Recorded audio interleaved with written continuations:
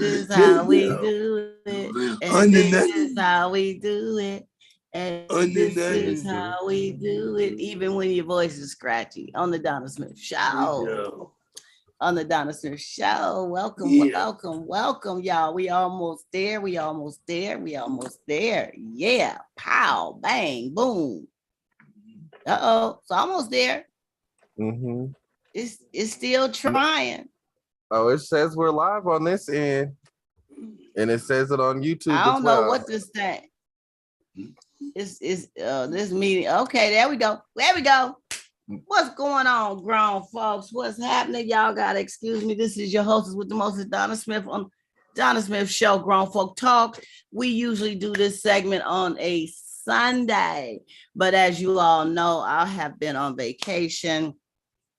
Just got in. I'll say yesterday because it was 3-something in the morning. What's today? Tuesday? Yeah, it was 3-something in the morning on Monday when I got home. No, today's Tuesday. So today's Tuesday. You're right. So you guys gotta excuse me. I'm a little raspy, a little lightweight under the weather, but I'm still fine. God is good. And I am here today because I miss my grown folks. What it do, y'all? What it do? I'm so glad to be back in the house. You just don't know. Before I get into the spiel though, I just want to say, here come John Timothy Mims. He's late, but he's always right on time. We got to give that brother some props. We can't talk because we late too, y'all. Ain't we late too?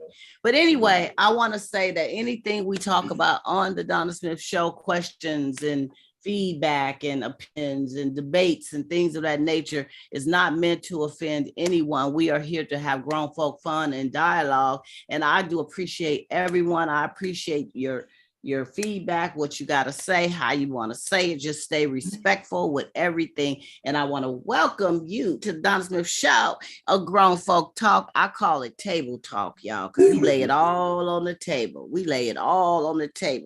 Hey, John. So I want y'all to get your bottles out. Oh man, where my glass at? That ain't even cool. Yeah, I have mine ready. Where my glass at? I'm gonna have to get ghetto and drink out the tap. Oh man. What's going on, John? I got a glass, but it look a little. I know what I'm gonna do. Instead of drinking this, I'm gonna drink. Wait a minute, y'all. I got my. Wait a minute.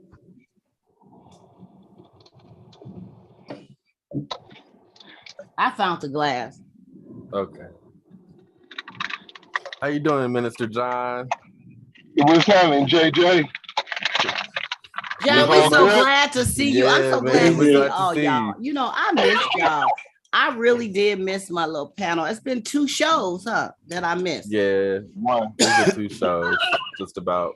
I was just telling everybody, John, without going into major details, the girl is a little under the weather. So excuse the scratchiness of the voice, excuse the runny nose here and there, but I am okay. I am alive. Thank you, Jesus. And I'm doing good, and I'm able to sit here and bring this grown folk dialogue. Let's get this toast under. You know, I said I wasn't gonna drink no more for about 2 months when I came home, but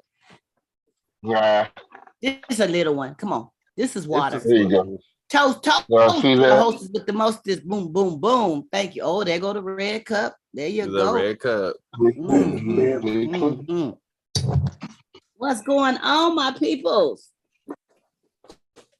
Tell me something good, you guys. I'll start it off by saying I had a fabulous vacation. I went to some places I can't hardly pronounce, but I did go to Haiti, Labadi, Haiti. I went to La Romana, Dominican Republic. I went to Caraccio, I think that's how you say it. Caraccio, Willemstad, however you say that. And I went to Aruba. And I must say I had a fabulous time. I mean, it was just nice getting away like that, having a true vacation, the blue waters. I did a video showing the it's on YouTube, and I did share it on Facebook. I mean, the water was absolutely, you could just look and man, just gorgeous. And just, you know, having that peacefulness. I love being by the water. I love hearing the water. I love, you know, my room had a little balcony and I was able to sit out there and just take it in. You know, I didn't get too close to the edge because the girl don't want to fall in. I you know, some friends was telling me they had went on a cruise a couple of years ago. I think it was this cruise that I went on, and when they was loading the luggage on the thing, a whole crate of luggages fell into the ocean. Oh. So they had to get the luggages out, and people's clothes was all wet and running colors on each other. Anyway, they did compensate them and all that. But can you imagine your whole suitcase of everything just fell right on in? I mean, that's just, man. Well, I know myself, I'm gonna have some electronics in there. I'm not just gonna have clothes. I'm gonna have like maybe an old school CD player or something. Yeah. Like this is from 1999. I'll bring that with me or something and go in the water. It's done for. It's done for. And it's, you know, it's things like that, I guess, can happen. I mean, I when I came back on my last trip, my luggage was lost actually coming back home. It took 2 days for my luggage to even make it back, and they had to deliver it to my house. Was that the this time I thought it was going to be. Was that the airline or the cruise ship? That was the airline that didn't get my luggage to me. Okay. So the cruise ship, you know, they get your luggage off the boat at this designated area, and you get your luggage and take it with you wherever you're going, airport or whatever. But the airport, for some reason, my luggage was still in Florida when I was in California.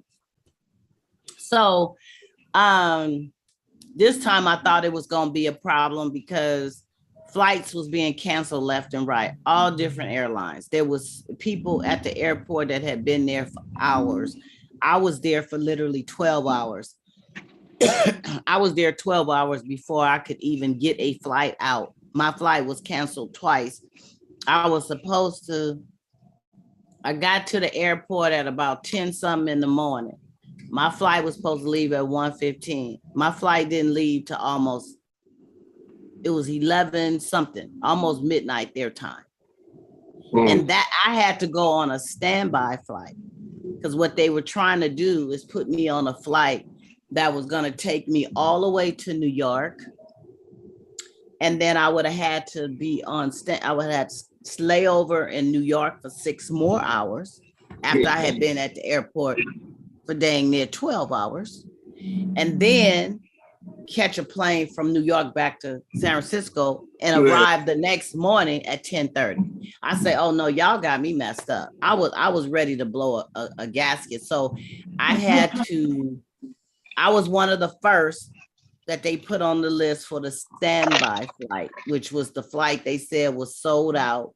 That was going to be straight through to California, almost midnight.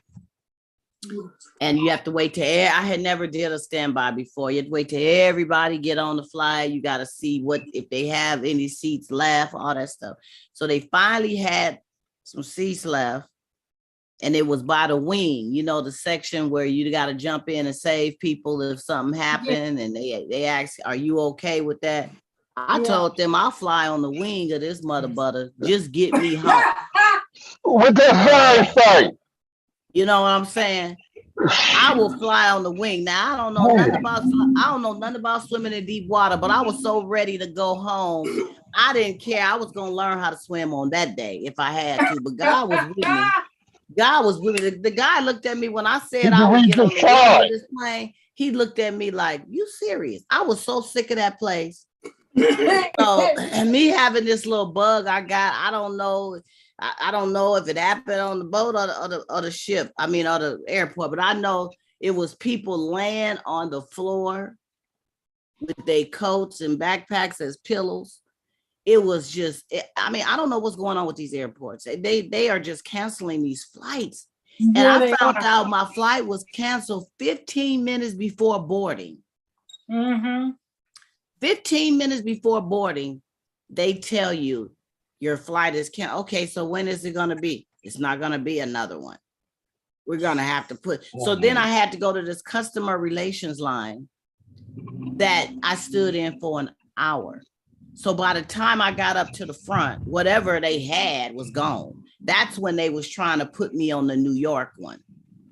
And I told them, heck no. So I ended up having, she said, well, if you don't get on standby, you're going to have to, we'll give you a voucher to stay in a motel.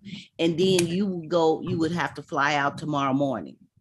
I say, no, y'all got, y'all gonna have to get me home.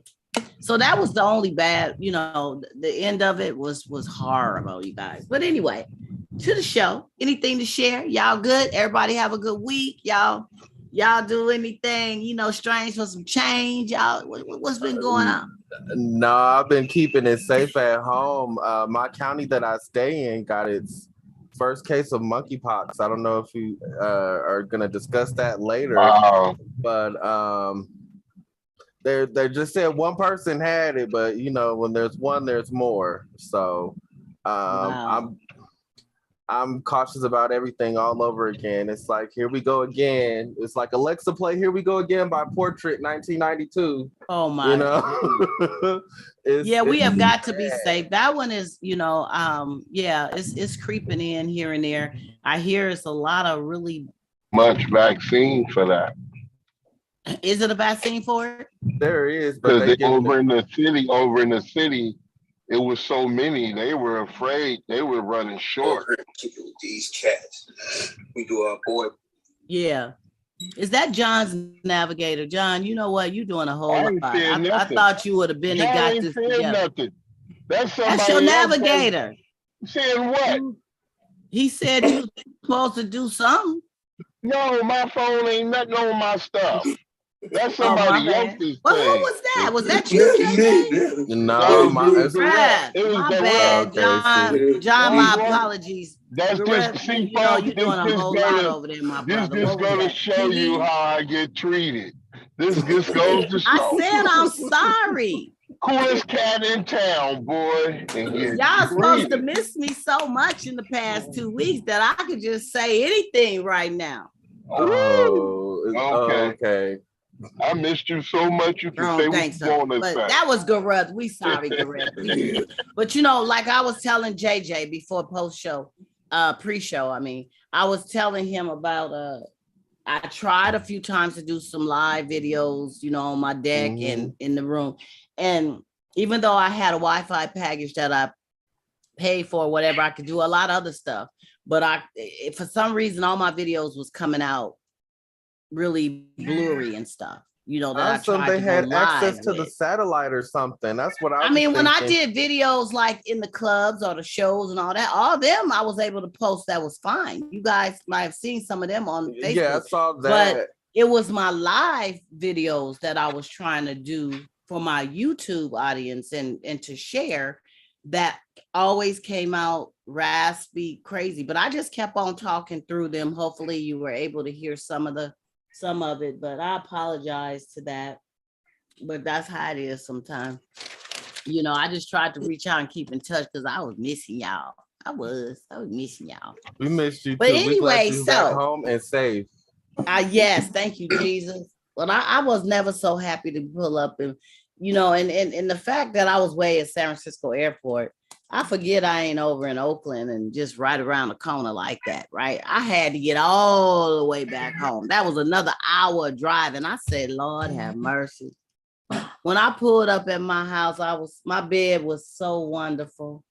I was like, oh, because it took a lot to get home, but God is good, y'all.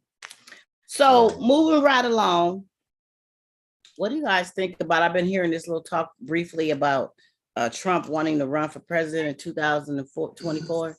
Y'all think it's going to happen? I knew that was going to happen. Do you think it's going to happen, though? Do you think it's going to happen? I saw it coming.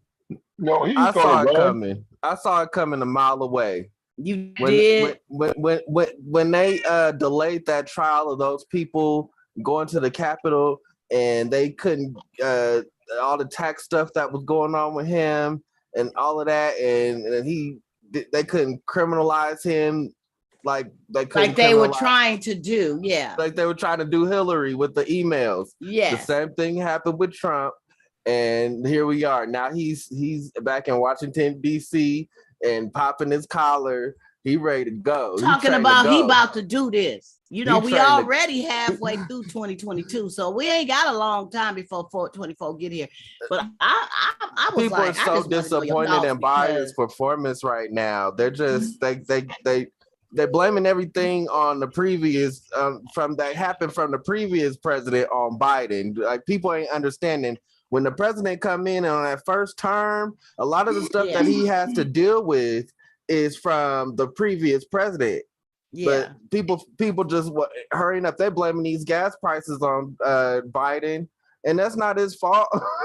Yeah, this ain't his fault. He inherited this, so yeah. No, well, you got the war. You got the war in Ukraine. That's the main thing right there. And he can't stop that war. But see, the cold part is Trump and Putin was in cahoots anyway. Yeah. You know? Yeah, so, Trump gets some money from that right now. The thing about what Trump is, this why I believe they didn't impeach him. Because if they would have impeached him, he wouldn't have had the opportunity to run again. Right. And so and they knew what time it was, but that's why that impeachment didn't go through. But they was talking about running again back then. So this ain't nothing new. It's just he's just being more active right now around it. But it's been talk already. His followers are pretty strong.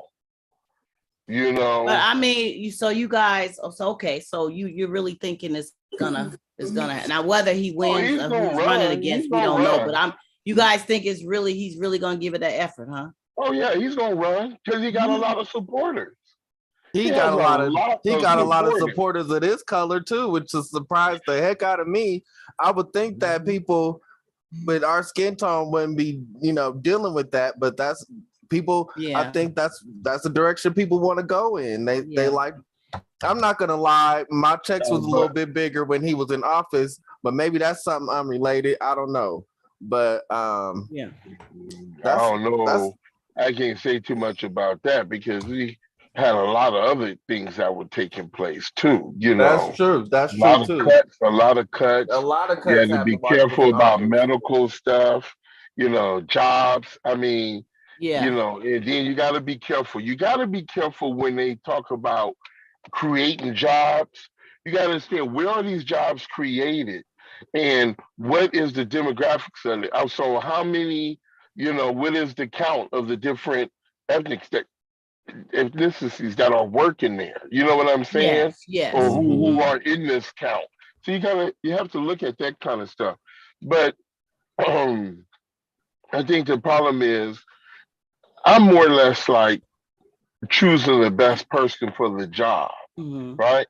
So as for him, he may have some ideas that are good and some things that are strong, or what have you. But I think his mental state is not the best for this country, because for a person to be so obsessed with like Twitter and all that, social media, you have to be careful. And there's a big old thing. I mean, you have to really look. You got people who used to work for Googles and Facebooks and all these big companies who did big things in these companies and made big money. And they went to Congress saying something needs to be done about social media.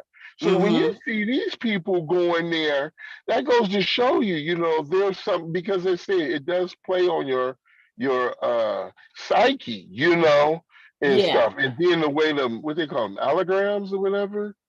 Algorithms, how they follow and trace that scrolling thing and all that kind of stuff.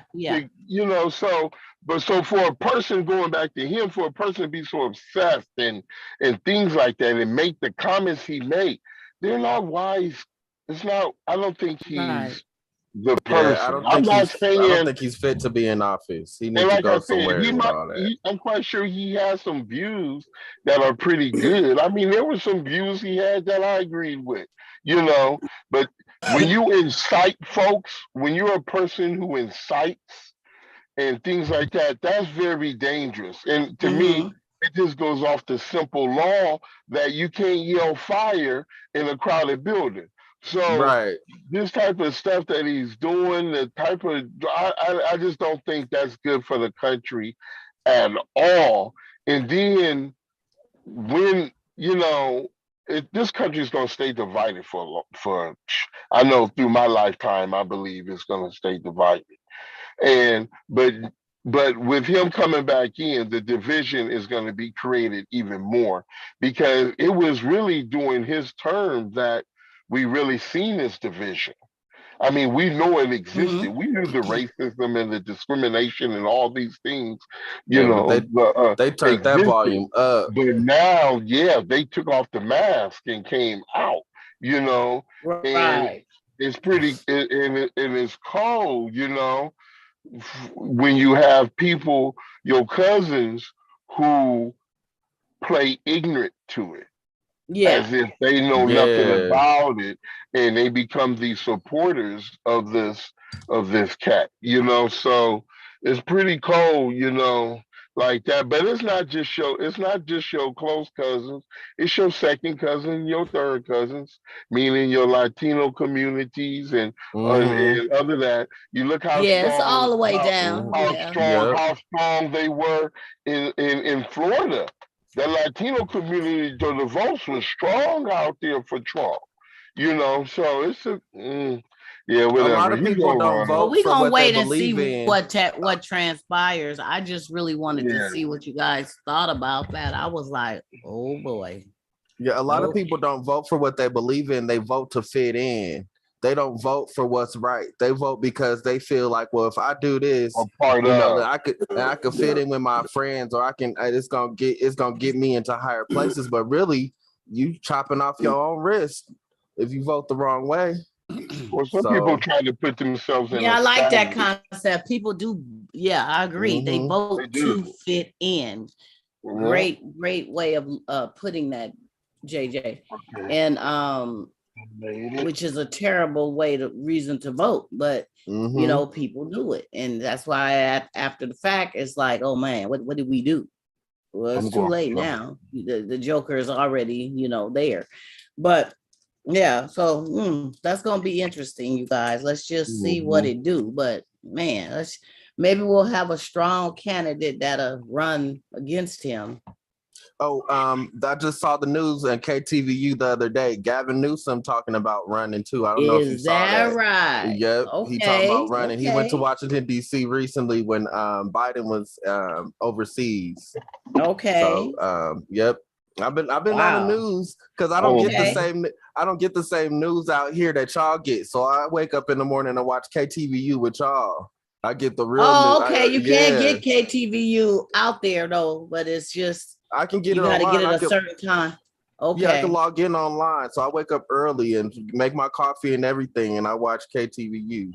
Okay, right on. Good stuff. Well, I wanted to also touch bases, you guys, moving right along. Let's leave Trump where he is, where he at right now. Let's just leave that alone. Let's move on. What do you guys think about this? Should parents be stripped of their parental rights after being convicted of child abuse or neglect? That's too broad. I mean, do you think? Okay, let's trim it down. Do you think if you are convicted, I say, of child abuse or neglect, and you're one of the parents, should they be able to strip you from your parental rights? Meaning, having joint custody, having freedom of visitation, that type of thing. Should it be reserved? I mean, should it be reservations based on what you did?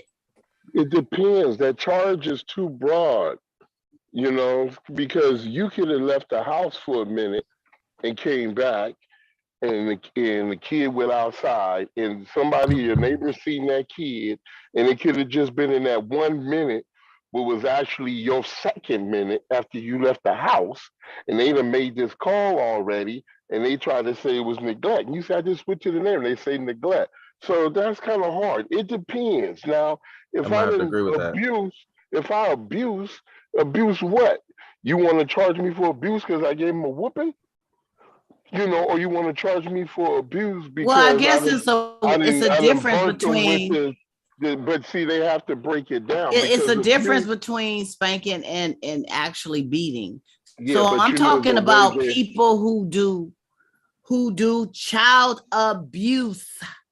You talking about like good times with the iron? You talking about like good times with the iron where Penny got they didn't broke a rib. They didn't, something like they that. got a blood clot in their head. They didn't broke, Yeah, you that's what I'm saying. Because they were like precious and threw a TV on them or something like that from the top balcony. Not that you just took the belt and spanked little Johnny's butt because he tried to jump out the window. Not nothing like that. I'm talking about literally abusing and beating that child. Now, if someone is neglecting that child, you're doing drugs and the child has no food and they left in the house for 4 days. No. And a relative finds that child. No. If I was doing drugs and I neglect, I need to get myself together and I need to have a chance to have my kids because I'm under an influence, a bad influence. But if I'm in my right mind and I'm bringing harm to my children like that, I don't need them children. I should not have my rights. But if I done ran to the neighbor house and JoJo done came outside and the neighbor done grabbed him and this, now y'all can come and supervise me, make sure I'm taking care of my kid. But you ain't got to say, oh, that was neglect. That's why I say it's pretty broad. It has to be narrow to what is the actual crime where we calling it, You know how they have a penal code, let's just say neglect or abuse was penal code 751. Right. And then they got the 751A, 751B. Just like when you look at, like I just had to do a thing in our area for, people who live in the area who are, been registered pedophiles. Sex offenders. Sex offenders. Yeah, I can't think of the thing. So, and I'm looking at these things. Now, they have it to where you'll see one thing, but it'll say, a certain act with a child 14 and under, or you'll see a child between 14 and 17, this type of act.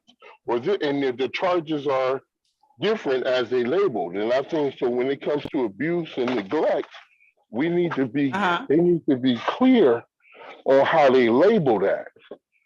Don't label me as a person who's a neglectful parent because I went to my neighbor one day because I needed something to, hey, I need a cup of sugar real quick. And she said, okay, come on and get it. So let's go a little broader, not to cut you off, but if you have done something that's extreme and you are convicted, do they have the right to strip you of your parental rights? I don't know what the rights is, but I think we should consider that. Actually taking them away. It should be some consideration there, though. Okay. Like I say, depending on what that person's doing, especially if it's something repeated. No, because then what? We come back again. Oh, authorities arrested, so-and-so, after discovering that he killed his 6-year-old and the 3-year-old. Authorities arrested so-and-so, and then later they say, police documents show that in the past. Okay. Now you got a problem, right? Because records show that this has been going on in the past. So what really has been done to where this person is back around these kids? You see what I'm saying? Okay. And if it's a way that now people do change. People do change. Okay. So if it's a way that this person has come to a remorseful heart, and a desire to want to do right, Well, then they need to set up some type of program that can accommodate that and make sure this person is going through the right steps, getting the Okay. right things to help them. You know what I mean? Not Okay. no 6-week crash course either. You got to put in some time. Well, okay. So after they have been, we let's go through all the hoops and hollers. It's been determined that there's a conviction. They have been literally lawfully convicted of whatever they've done. Yeah. Should their parental rights be stripped from them? And you said the act was cruel, was terrible, right? It was a child abuse or neglect in whatever form the courts deemed it convictable. They were convicted for it. No, So do you think that they should still, after maybe some classes, some therapy, should they say, okay, we're going to take away your parental rights based on this conviction? But you keep saying, you said at no matter what level, right? I'm saying if there was a conviction. Okay, that goes again. That's why I said, what type of abuse is it? Because I could be convicted because something happened reported. You're breaking up. You're breaking up, John. You got to park. Things that make you go, Yeah. Oh, you really breaking up, John. Yeah, you sound like Neo in the Matrix when he went through the mirror. Yeah, you sound like somebody went through something. Oh no, John, no. Fix it, my brother, so we can go to our inquiring minds want to know question, because you got a situation. No, I don't. I was outside down the street. And left so my now phone you clear. in the house. Yeah, because I was outside. I was outside down the street. Oh, you doing a lot. You're doing a lot. Okay. Now I was like, okay. And I left my phone. So like John said, we're gonna move on from that one. It just depends on the degree of the conviction.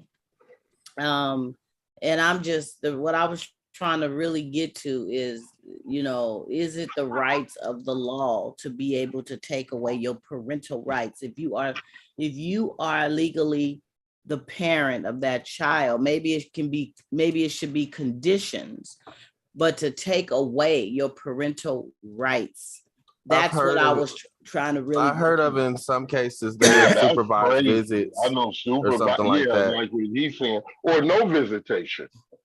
Some folks, like I know someone, they were users and they were abusive in their relationship. So both of them was ordered, of course, to go through a program, blah, blah, blah, blah, blah.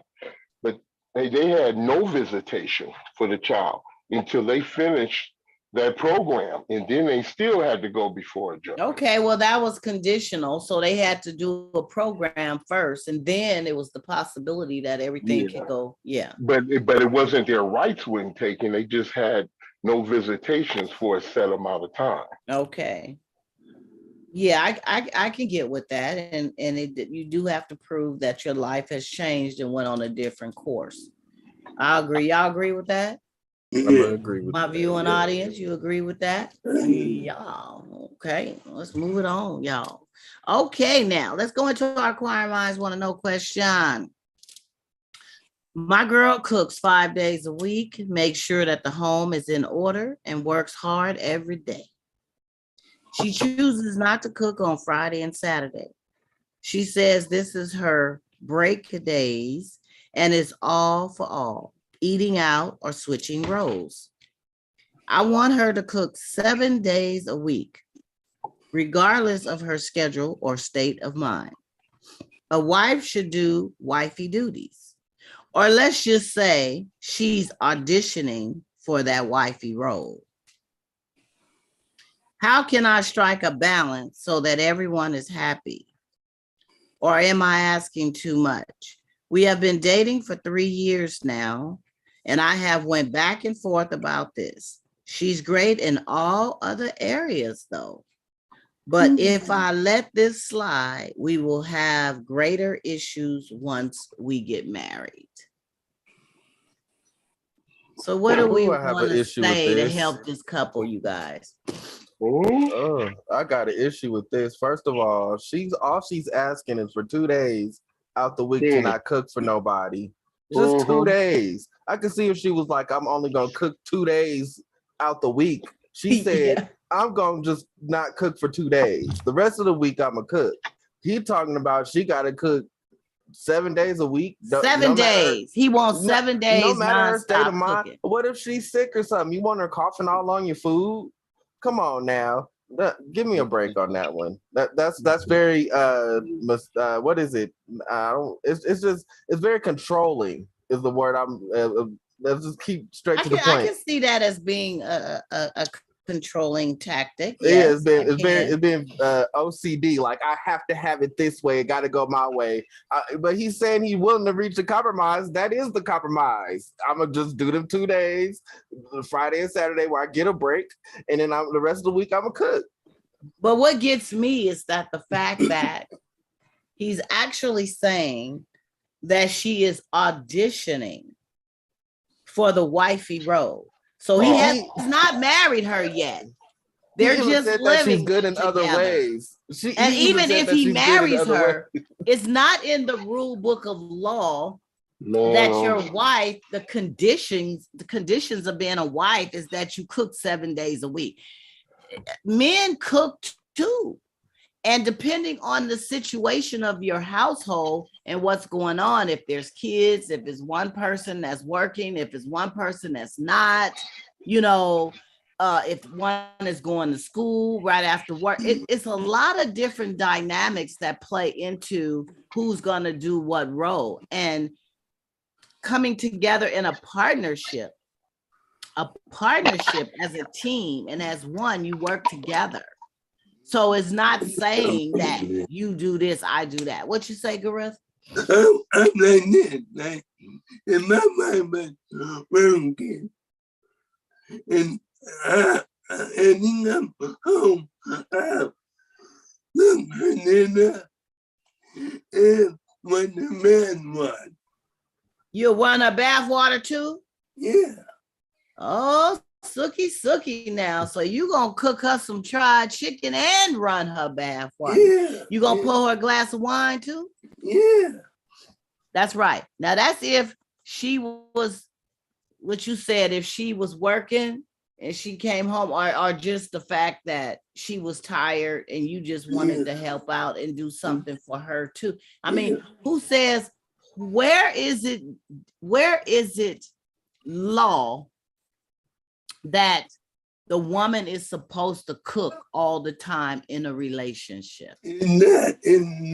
Nowhere.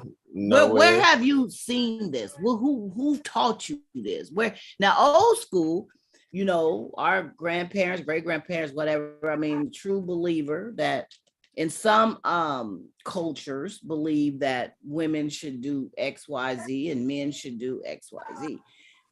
But old school, it was just automatic. Grandma and all that, they did what they did. Cook for scratch, always cook, whatever. But where is it law or rule? And how can someone, before they're saying she's auditioning for a wifey role, before they're even married, you want her to do all these wifey duties, which I don't consider that a duty. I mean, the way I was raised, women do what women do and men do what men do, but also living life and in situations and being married before, you come together as one and there's a team effort. Sometimes I've been in situations where the man would prefer to cook.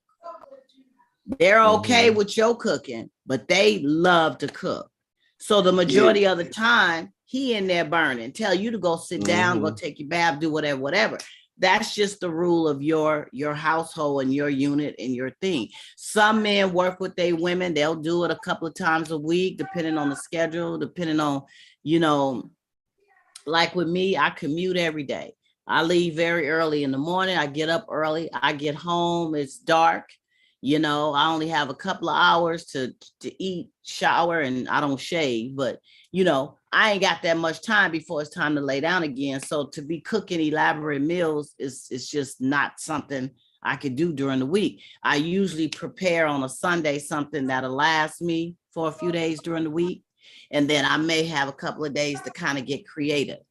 But I agree. I understand. I mean, I was in a situation where even being married, Friday and Saturdays was like, okay, it's our go-to. We having pizza, we going out, you want to cook, whatever. You know what I'm saying? I'm chilling. Because I knew Sunday through Thursday, I was getting down. So, you know, I just want to, you know, people who come up with these and then she's auditioning, what I just want to know, you know, it seems like he's going to not marry her or don't want to. He's saying she's good in every other area. That means a whole lot more than who cooks. You're not gonna marry her if she decides she don't want to cook 7 days a week? That is the question. Is that the deal breaker? Because, you know, for me, it's like, I don't want nobody cooking my food if they got an attitude, because that energy, I believe in energy transference through food. So I don't want that negative energy being fed through me, through my body for nutrients. If you got an attitude, don't cook my food, because you might put too much salt or too much pepper or whatever other spice. You might not put enough, you know? So, you know, I want you to feel good when you get in the kitchen. You know, I want to feel good when I'm in the kitchen. I don't want to feed no food to nobody when I have an attitude. If I'm not feeling it, hey, I'm ordering fast food off a DoorDash or Instacart or whatever. Mm-hmm. You know, I'm not dealing with all that, you know. Well, I guess that's not the same as wanting to have the clap with an attitude. Because if a person got an attitude and clapping, you ain't gonna go DoorDash. Nah. Actually, it might be even better. But some people say that they like the when clap. You angry, you gonna put a little umph in it when you a little bit mad. But they like that mad, aggressive. You know, well, that's another question for another. That's a whole nother. I'm just saying. I'm just saying. I think there's layers to this. I feel like there's maybe some OCD involved. If you're saying that this person is good in other areas, but this 2 days out the week is a deal breaker, I think there's something wrong with that. If you really love and care about somebody, you're not gonna make this your main focus. That's just my opinion. I'm hoping they're listening. Another thing that's standing out to me, you've been dating for 3 years now. So you've been going back and forth regarding this for 3 years. And of course you've dealt with it for all the other good pluses that's in the relationship, I believe. It was a deal breaker and an issue. I mean, why did you put 3 years into this? Well, you should have been gone if this is just something you just wasn't going to be able to live with. You should have knew after like the first 6 months or a year or something. You should have known, okay, this ain't going to change. But you've been chilling for 3 years. You wasted your time and her time. All behind 2 extra days a week she don't want to cook. That's like sitting in the hot tub too long. Now your skin too wrinkled.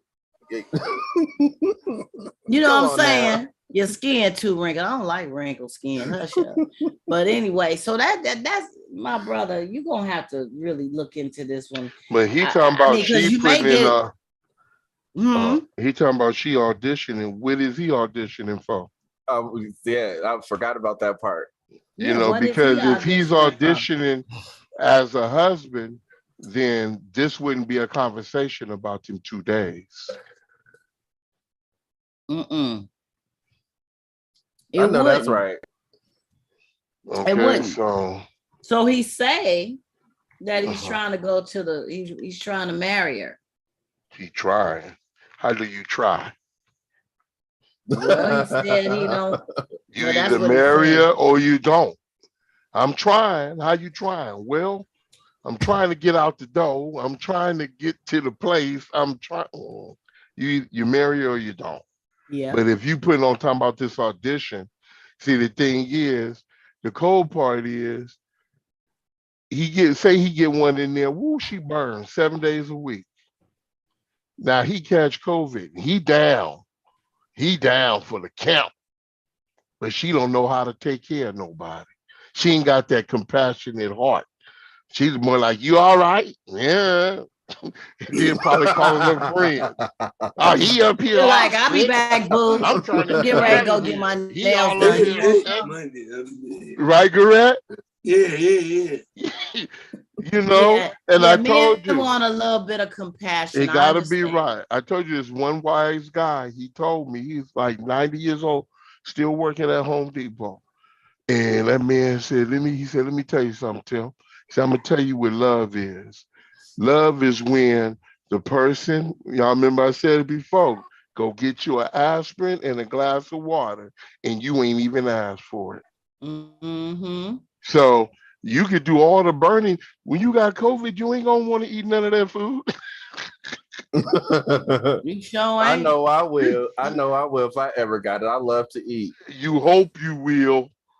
Don't And that's say if you can that's taste something it. you don't want to wish to try out either. Yeah. Trust me. Yeah, But everybody's different. But I ain't never heard that. Got to cook 7 days a week and all this kind. It is, the thing about being submissive. Remember when that person put that passage in there, woman submitting to the husband. I forgot about that. And I said, remember I said they left out the key verse that was at the beginning.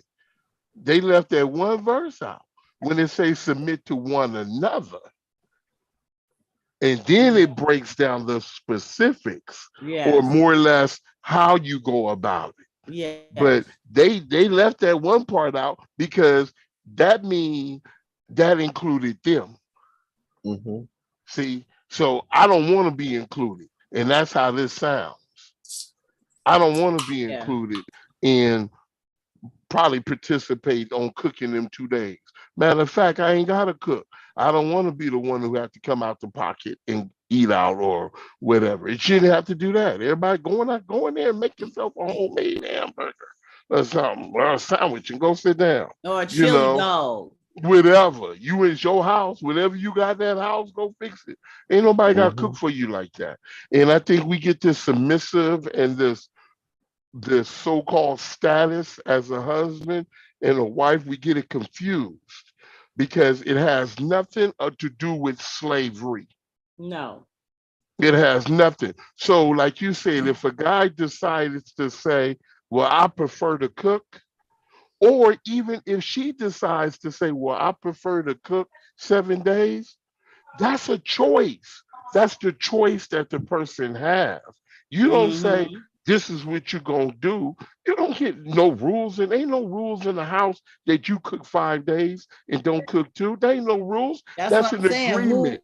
It's a choice you made, and it's an agreement you made.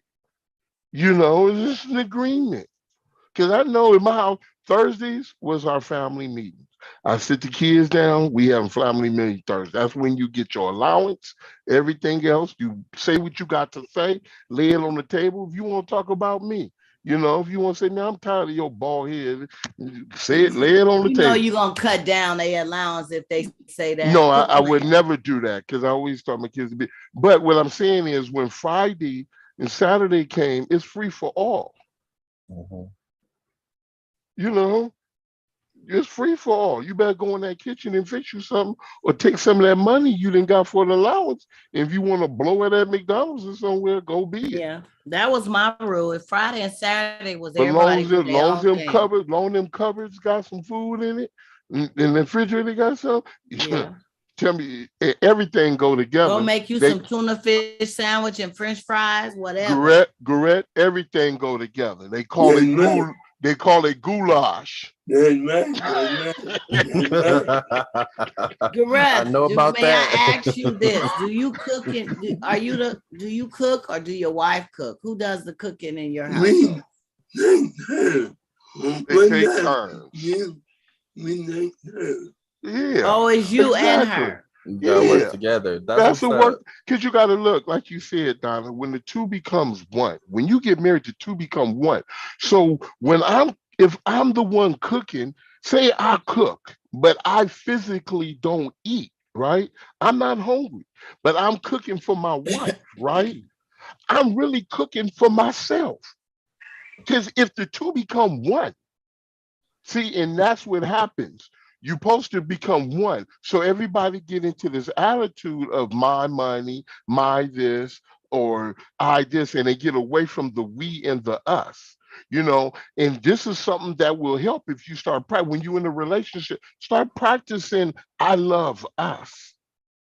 You know what I'm saying? Absolutely. I love us. When you include us, no, we make these decisions for us. We do these things for us. When you include us, what happens is when you do go to do something, it's like it ain't checking in. See, people get it confused. Oh, you got to check in with the ball and chain. Oh, you got to check in with the master. See, it ain't checking in. It's because my actions and what I do relates to us. Mm-hmm. You know what I'm saying? It's us. So I'm more or less saying, I'm not saying, baby, can I have permission to go hang with Garrett and JJ? We gonna go shoot some pool. I'm just saying, hey, babe, I'm about to go with Garrett and JJ. Guess what? If you don't hear from me, right?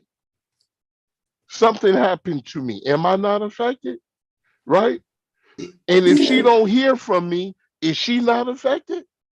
You see what I'm saying? So this one person, you this, that's not how it goes.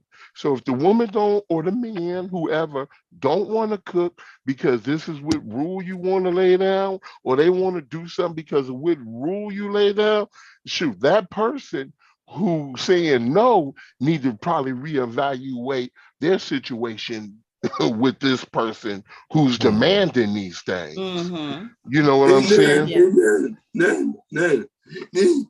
When I'm out with my homeboy, I'll go home. Hey, baby, I'm okay. Yeah. I mean, I'm on my way home. I'm okay.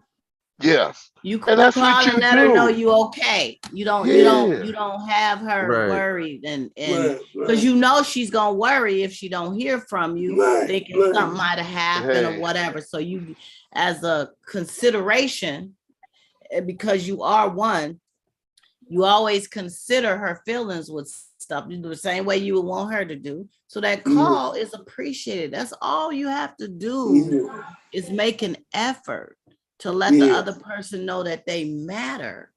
But that's the that mentality you are being concerned. See, the mentality he got is the mentality that needs to be in this so-called probably marrying this woman, because it ain't no audition.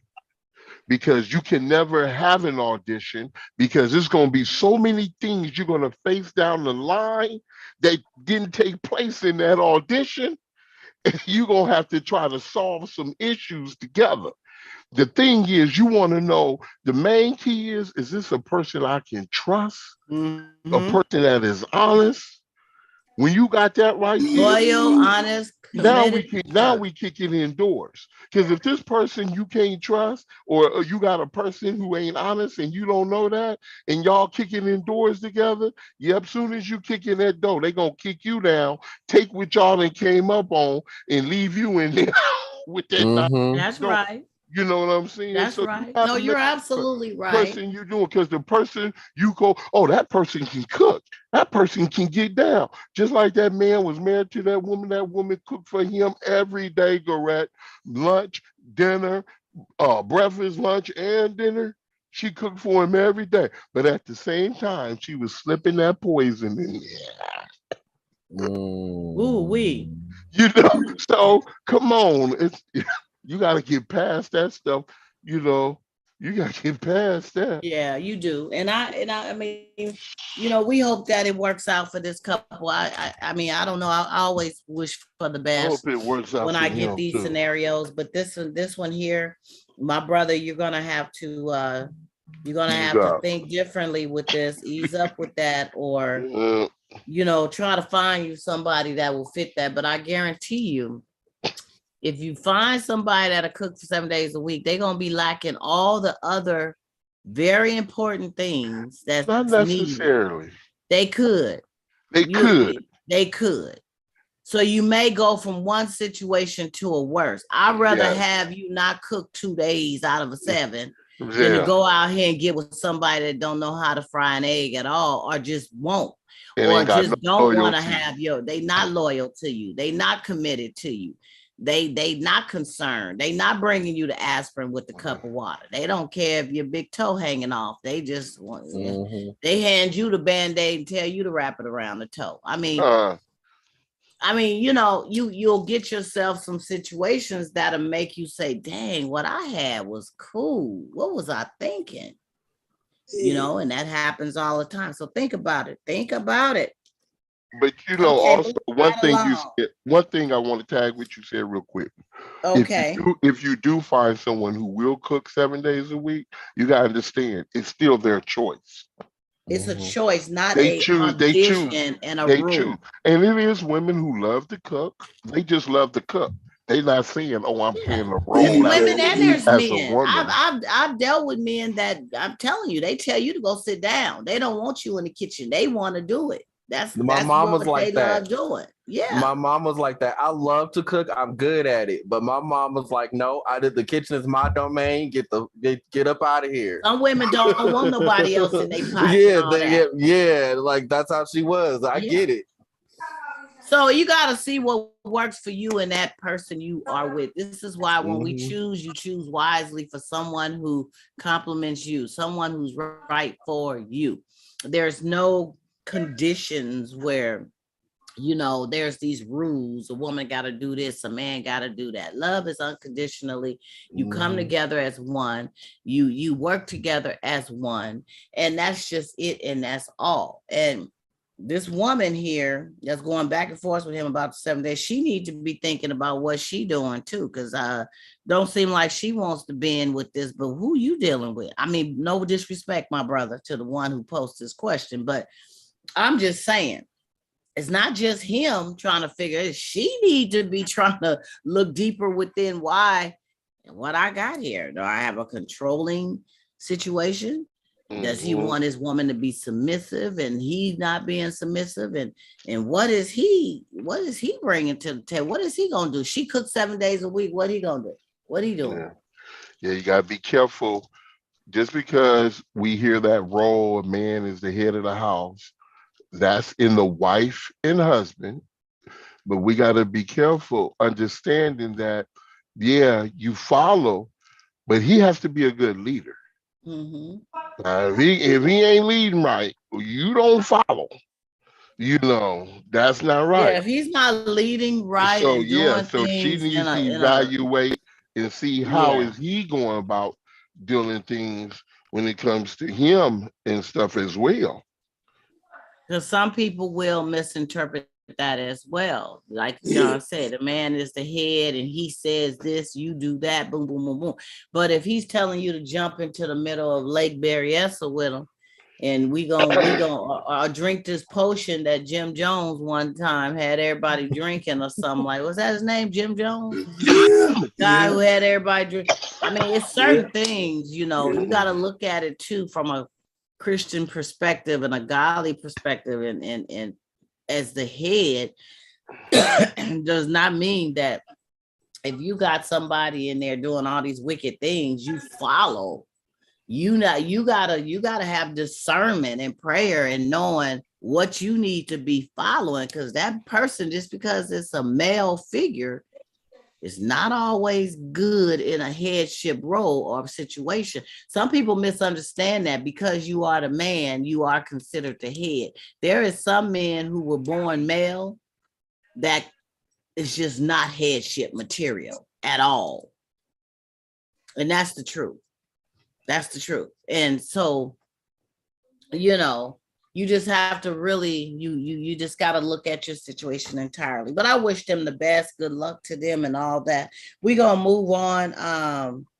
What about if your mate didn't come home? Okay, your mate didn't come home last night.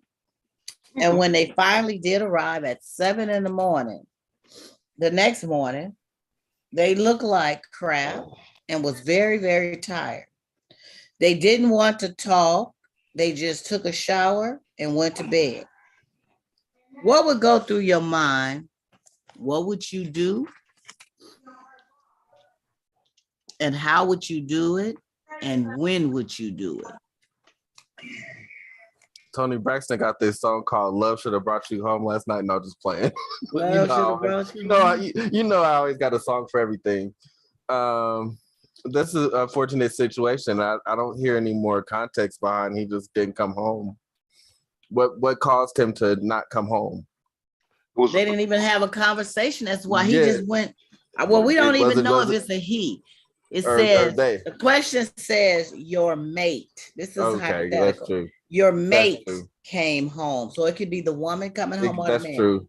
Only thing they wanted to do, they stayed I know somebody out all in a night. situation where the female didn't come home. They just wanted to wash their butt and go to bed, and they looked like crap. Now it could have been 1,000 things that went on. Yeah, but 1,000 things could have went on, but only 3 you can relate it to. You either was attacked or whatever, you was cheating with somebody, or you was getting high. Maybe 4, or you went to jail. Oh yeah. But even if you went to jail and got out the next morning, we'll throw that one. You do get one phone call, don't you? Yeah. When you're arrested, they give you one phone call, right? Yeah. But then most people, and they give you a plastic bag with your stuff in it. But if you don't have your cell phone and can't look up the number, then you don't remember it when you go to the phone. That's what's messed up. Y'all better remember them numbers, because I'm gonna tell you, one time my phone went out, and it's some numbers I do remember, but it's some numbers I was sitting there stuck on stupid, like, oh my God. What's because you're so used to just hitting a button on the phone and calling folks, you don't dial anymore. Yeah. So you end up taking your butt to jail, and they didn't put your cell phone in the little plastic bag. It gotta at least be one number that's in your head. I remember my mama's number. That was her number. I never forgot that number. It gotta have at least one number in your head.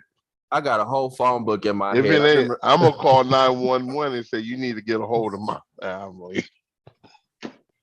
Say, this is my only call. This is my only call. I need you to contact my family. I caught that. That's why I was cracking up. They think I'm dead. You need to call them. You know what? That lady, that dispatcher get off the phone probably laughing at you. I heard of somebody going to jail, and they said that was the most peace they ever had. Sometimes, depending who you with. Yeah, so them hard cuts and that one little itchy blanket. Okay. That was like, look, you I got no peace in a minute. That one little itchy blanket and that one little hard cut. You tell me about some peace. They was like, I'd rather not call. I'll deal with this tomorrow or something later on. So y'all think that I mean, I know that's totally disrespectful and everything.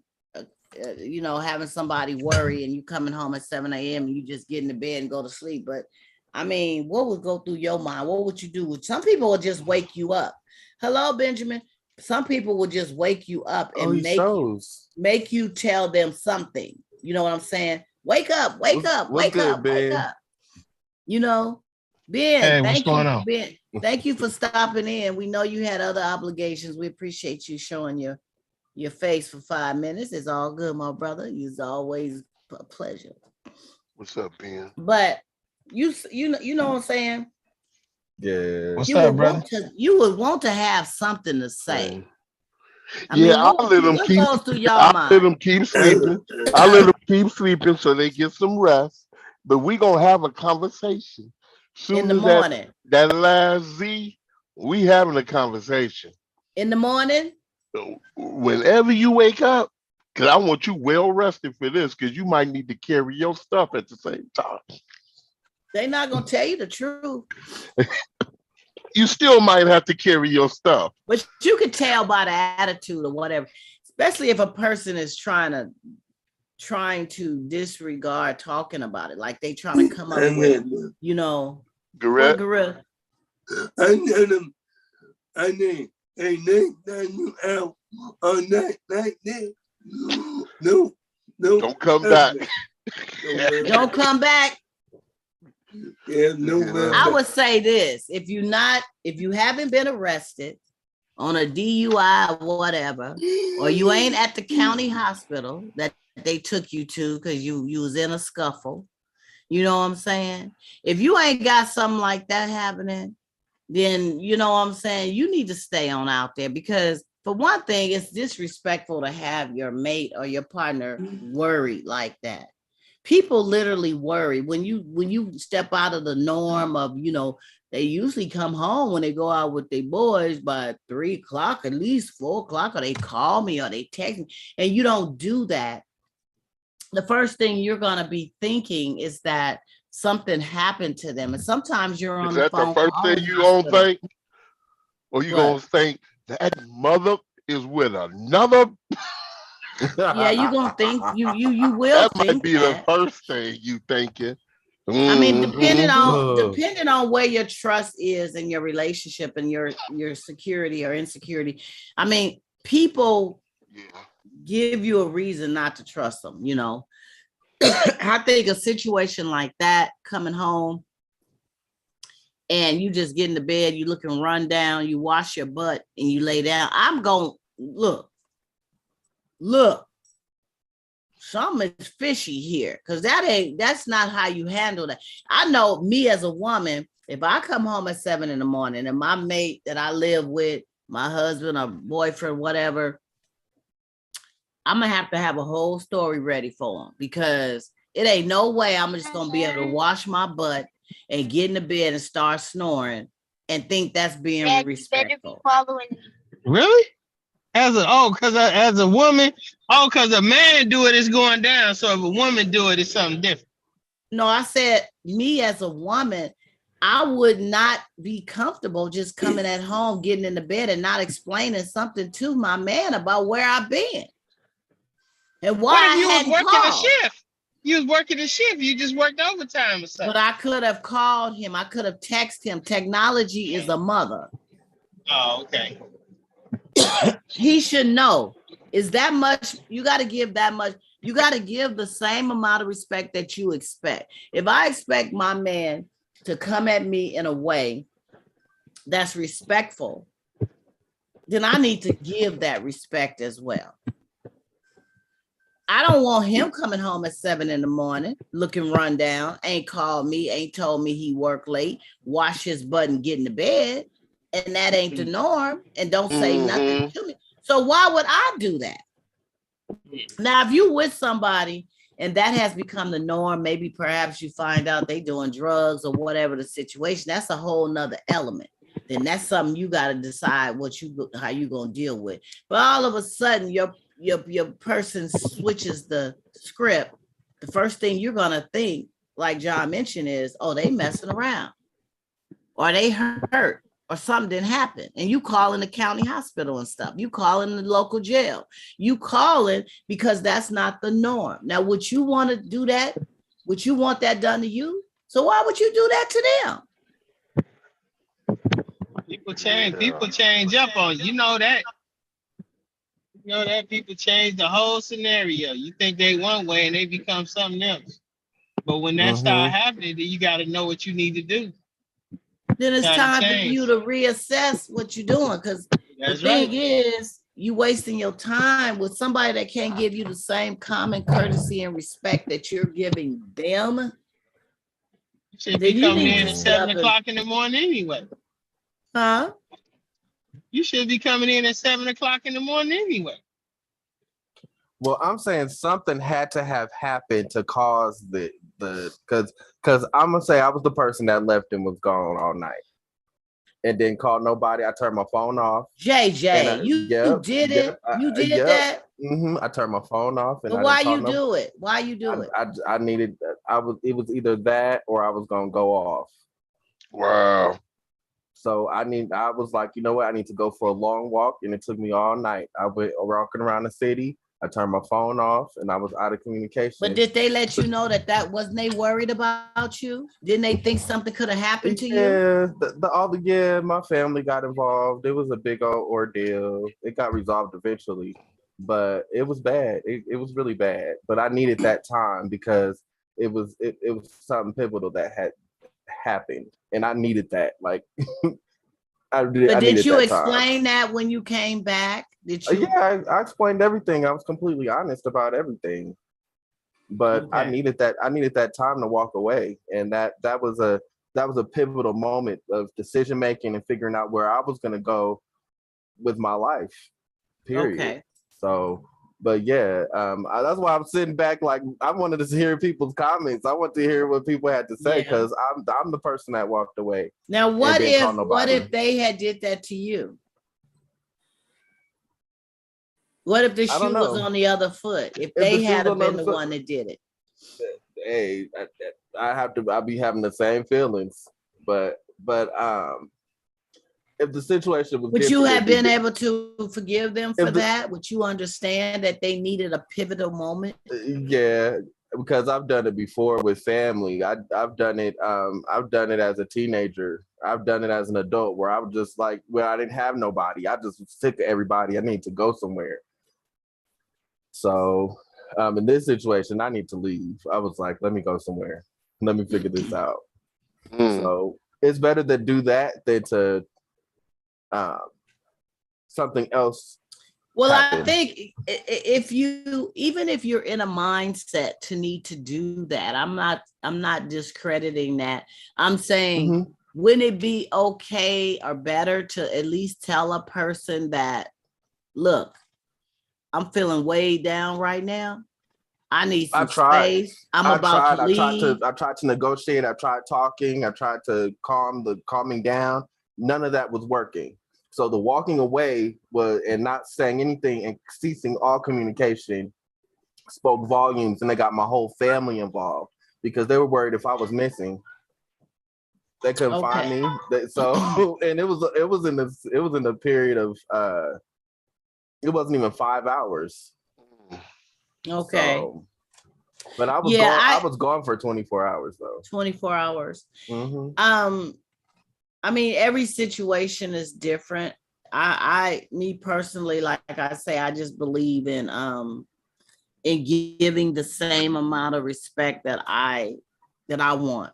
I have felt disrespected, so that was my well, this is what I'm about to do. Was that your get back? Was that your I don't give a hoot, I'm gonna do what I want to do type of thing? Yep. Okay. Then that's different. I'm petty. I'm real petty. And I don't like to be like that, but when I get pushed to a corner, I'm either gonna wild out or I'm gonna be real petty.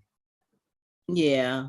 So well, I think but don't we realize that we in relationships with people that, like, if we petty and we keep repeating the cycle, that's the same people we gonna be in relationships with. Yeah, but it was like I just felt so disrespected, and I wasn't being heard. The cycle is gonna repeat. The point being is pretty much making you're gonna be with that same circle because of that type not of anymore. energy. No, things are different now, but me doing that caused things to change. Do you think you'll do that again? Do you think you may do that again?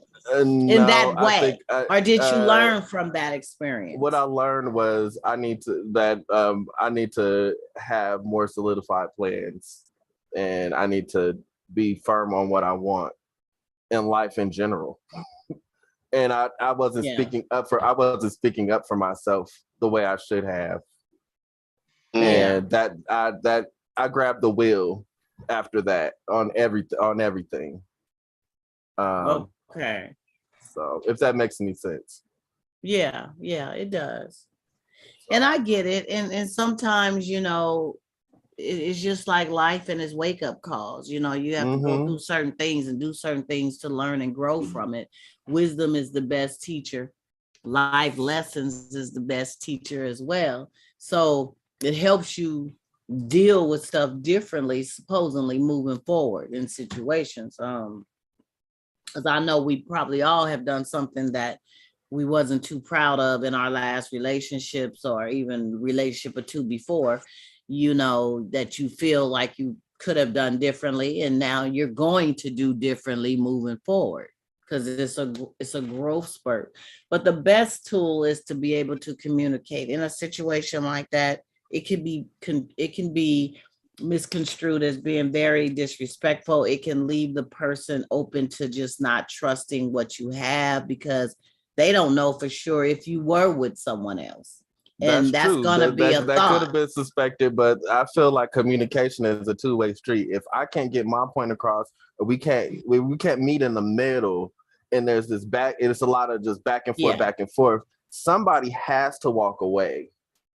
You know, some to calm because you stop hearing Right. hearing one another. Right. When the communication is not effective, it's a listening and it's an expression of how you feel. And when you have somebody that's totally shut down or wanting to overtalk you, where you can't get your point out, they're not hearing you anymore. So you both are clashing. So someone has to be the bigger person to say, okay, let me back away for a minute. Let this cool down. But you got to remember to come back and bring it to the table again. Because what happens is it starts to root if you don't. And you come back, and because it's the tone and the whole atmosphere is mellow, the whole situation has not been rectified. So you have these roots that just starts to grow in there. And before you know it, it's going to take one little thing moving forward that's going to just set everything off again. And you're going to have a war zone, and they're going to be, well, only thing I did was took your cracker. Well, it wasn't the cracker you took. No, it wasn't. It was all them other roots I had in there that we never took care of.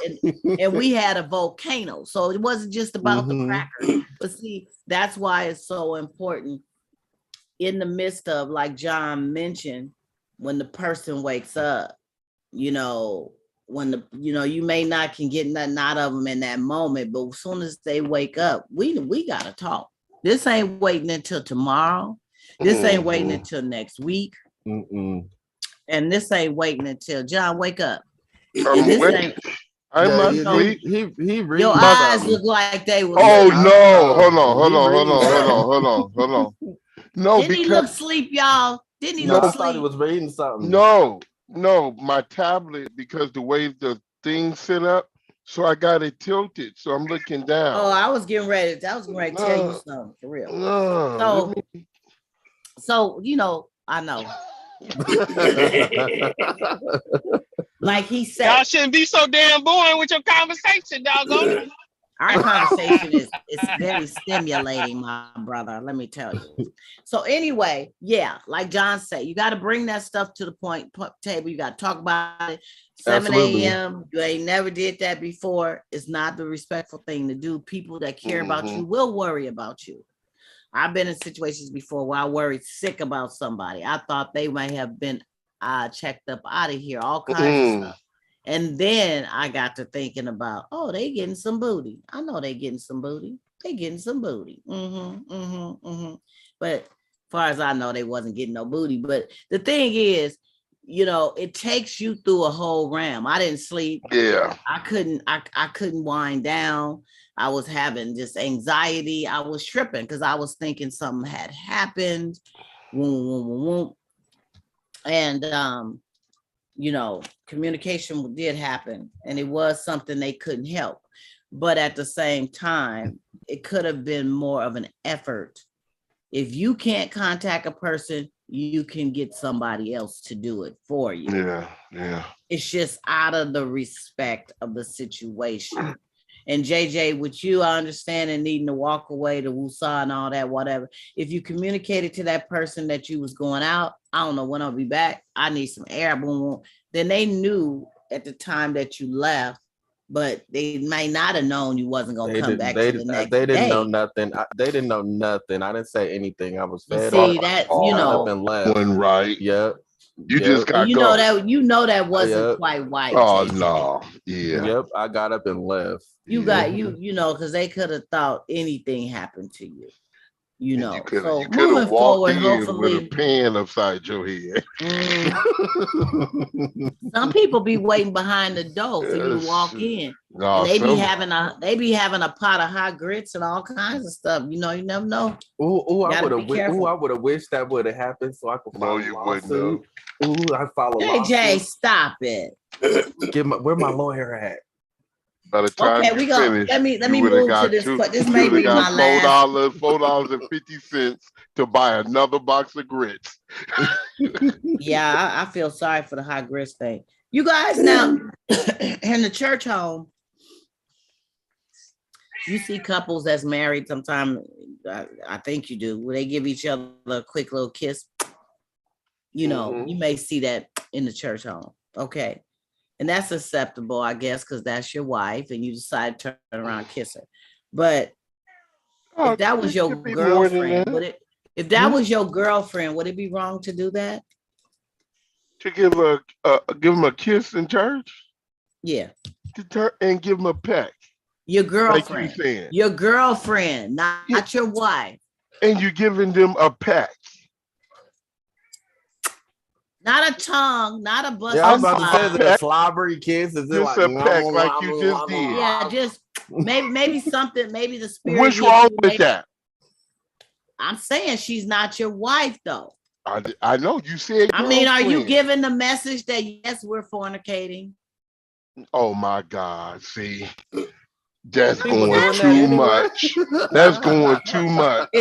I mean, I mean, if you're married, if somebody brought that question up and said, "Ooh, you gave that person that kiss like that, kiss that girl like that, y'all must be sleeping together." You know what I'm probably say with my mannish mouth? I would have probably said, "Oh, so you mean to tell me you didn't kiss Mr. Williams before y'all got married? Hello." You ain't gave Mr. Williams a kiss before? You wouldn't have said that. Yes, I would have. Yes, I would have. Don't come with that out the ordinary. I told you I got a problem with that when people be in the church and they try to come with this old holier than thou thing, and then they try to make it seem like somebody do something. Oh, it's all this, it's all that. You know, they gonna burn in hell. Well, you better go put that fire that's burning in the back of your house out before you talk about somebody else. That's the point I'm making. Fire. You do have those that do draw these pictures and conclusions and come up with things, but I'm just saying, because we know married couples is okay to do whatever, but I'm just, if you bringing your boo to church with you and you sitting there, doing little light peck kisses, how are they looking at that? How does that make you feel? I mean, I'm just trying to find out. Since you say it's in the church, I'm gonna tell you what they should be doing.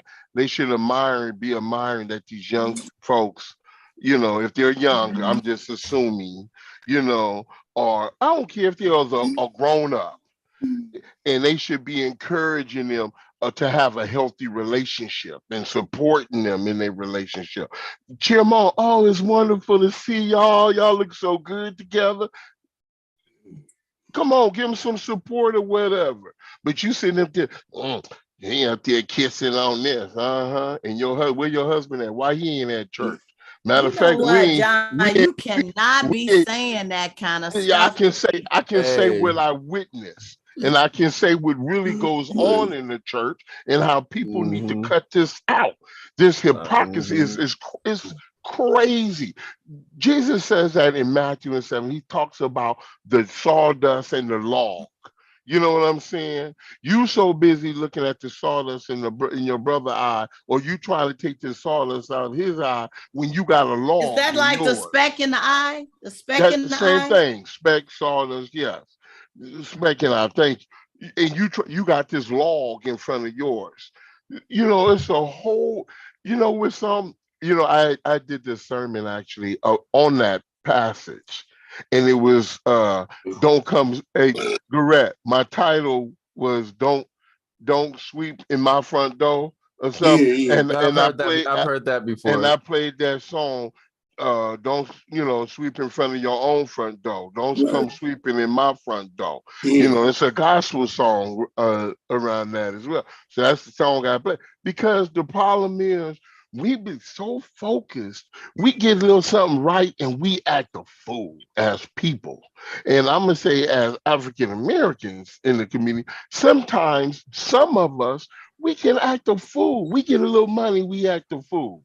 I remember when I was out there, I'm out there, we selling. Come on, we out there, we D-boys doing our thing. But one thing I couldn't do is you know, you get a little money, you make a little money, and you know, you done put on this fit, and you done went and got some fish or something from so and so's, and you standing on the corner eating your fish in your container because you want everybody to know you done went down to so and so's in Meals and got you some fish and some chicken, and you got this fit on, just looking like you right in the target of the police. But but this is how we do things, you know. We make things so people in the church, they do the same. They see something and they turn it all up one way and try to make themselves look like something when they the ones really in the target, because you got so much junk going on in your household and it's all running all over the place, but you so focused on somebody else's junk, you ain't paying attention to yours, or you in so much, or you trying to really hope to take the attention off of what's going on in yours and put the attention on somebody else. You know, right. So if there's some folks in there, especially young folks, if they're in there, they giving each other a little pet, encourage the little young love. But you supposed to coach them. Don't sit don't sit up there and say, they probably gonna, next thing you know, they're gonna be fornicating. Well, go talk to them about that. Because I'm quite sure some of them who are looking at that, who having that thought, was fornicating before they got married. Hello. And probably got some children too. And I believe so. I mean, so cut that out. Nobody's perfect, and that's not what the Bible. The Bible don't tells us to act like that. You know what I'm saying? It tells the if it says, one of the things it says, if you see a brother or sister who is falling into sin, it says you go back in love and you restore them gently. It don't say nothing about, and it say, and you pray yourself up so you don't get caught up. You see what I'm saying? So this is what goes on. So sometimes we can go out like, oh, let me go talk to this person, and next thing you know, we caught up. But when we do go to this person, we supposed to go. We ain't judging them. Never. But the problem, we go with this judgment. We see things, you know. Look here, if you see a kid coming to church and a young boy and he got his pants sagging, you don't kick him out. No. What you do, you welcome him. You build a relationship with him. And when you build a relationship with him, what happens is now you can teach him. Now you can teach him. As a matter of fact, him watching you might be the only teaching he needs. Right. But the problem is, everybody act like they ain't did nothing. All these you have a lot of folks have these people coming in there and they do something and they think, oh, you ain't supposed to be doing that. Yeah, he gave a little, ooh, you see them give it a little, I'll be like, good. You probably mad because your person ain't kissed you in 50 years. Yeah. Joe dry lip. That ain't right. Chapstick can't even get your lips right. That's why lips as crusty as it is. They ain't been kissed in so long. No, I hear you. But that's the truth, though. You know, let them be. So you shouldn't be judging. You shouldn't be. I mean, tell me what's the problem? Whether they married or not, it shouldn't make a difference. But what's the problem? That's the key thing. If you can't answer the question, what is the problem? Why is it a problem? You know, how is it affecting you? Well, I'm saying that some on the outside, that the judgers are probably looking at it as, like I said, you guys are fornicating, you're kissing like that in church, in the house of the Lord. You gotta be sleeping together. Let me tell you something. I've heard of some people doing the clap in the church office. Thank you. Hey, I wasn't gonna go there. You're not lying, but I know a story around that. A cat called his wife. Now that's the cold part. Ooh. See, things happen. But you know, let me tell you something. When I was a youngster, I remember being a youngster, and I used to love to chase girls since I was a little bitty one. I didn't care. I loved older women. I can tell. Correct. My mother didn't say that the women would get together each month and they'd play Keno or whatever. They say I'd be under the table rubbing their legs. You need to stop. But you know what? But this is the thing. So when I was a young boy and I had my so-called third grade girlfriend or whatever, you know what I'm saying? When you or your fourth grade girlfriend, whatever, you kissing like crazy. And that was your sex in a way. So because so you can have some teenagers or some 20 years old who kissing like crazy on each other and they're enjoying and embracing each other. That don't mean they having sex. That's true. It don't. They could be putting hickeys on each other's necks and everything else. That don't mean that. And that's the problem. If you want to know, go ask them. If you don't want to ask them, look the other way and shut your mouth. And give me a moment. Thank you. And go home and ask, why you ain't kissed me in a while? Come over here, Big Daddy. Why you ain't kissed Mama? See my lips all chapped and stuff. I seen that young couple kissing up a storm at church. Yeah. But I just thought, because people do have their way of looking at things and judging. And I'm just wondering, is it looked upon, if they know that you're not married, are they going to look upon that as, That's an individual who's choosing to look like that. And, to look at things that way. And that's the problem I have with folks in the church. I really have a problem. Now, don't get me wrong. I love my body of Christ. I love being a member of the body of Christ. But some of us can act a fool at times and forget about where we done came from. I ain't saying they not going to heaven, but I'm saying the way they look at other people and treat other people and judge other people and missing all the things that's going on with them, forgot about the things that they was doing or they so-called trying to hope nobody else know about it, But other than that, cut all that jazz out, because the Bible, I don't care. It don't say nowhere in there to act like that, to treat people like that. You ain't got, you ain't got the final say. It even tell you in the Bible that you can't say who going to heaven and who going to hell. So stop trying to send people to hell, giving people a ticket to hell. Why don't you give them a ticket to Disneyland or somewhere you want to send somebody somewhere? And that's the whole problem. And the cold part is, yes, it looks really bad when you look in the church, because this is something that is not expected to be of the church. But I'm going to tell you, sometimes we have some of us who can go outside the body and meet strangers and talk to them and don't be so judgmental and want to offer a helping hand and everything, but then look at the other one across from them on the same pew and want to talk about what's going on in their life. Exactly. Or don't want to help them out when they know they're struggling. See, that's where I have a problem at. And the cold part is, some of the folks ain't just sitting on the pew. Some of them is behind the pulpit. Hello. Hello. Hello. Knock, knock. And so we have got to stop being judgmental, you guys. If you want to get a kiss, get a kiss. I mean, you shouldn't be busting slob and stuff. I don't think that's appropriate. I don't think it was. But a little peck here and there, and that could be the one that you're gonna marry next year. Hold hands, put your arms around them in the pew. Ain't nothing around there that say you can't do that. Right. And like Christ here, he who haven't seen cast the first stone. Just think if we had to, every time you came across somebody and you judged somebody, right? And you thought about, that came across to you. He who's haven't seen cast the first stone. And you think about to yourself, okay, if I haven't seen, I should cast the first stone. So every time you come across that, you collect the stone. We'd be walking around here with trucks with stones.